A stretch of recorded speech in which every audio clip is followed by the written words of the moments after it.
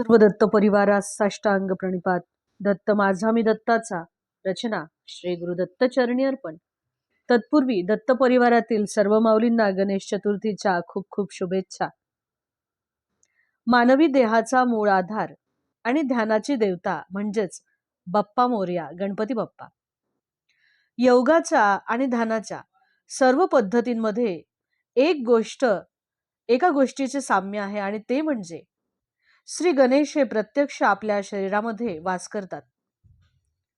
आपल्या शरीरामध्ये जे 7 चक्रे आहेत ती म्हणजे मूलाधार, स्वादिष्ठान, नाभी, अनाहत, विशुद्धी, आज्ञा आणि सहस्त्रार.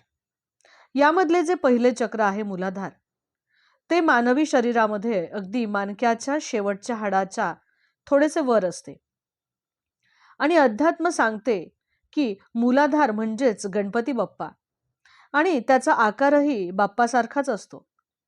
आणि हे आपल्या शरीरामध्ये असणाऱ्या शक्तीचा आधार आहे आणि यालाच आपण कुंडलिनी असे देखील म्हणतो.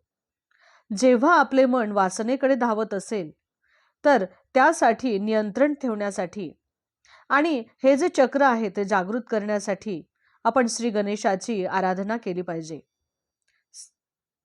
दिगंबरा दिगंबरा श्रीपादवल्लभ दिगंबरा अवधूत चिंतन श्री गुरुदेव दत्त.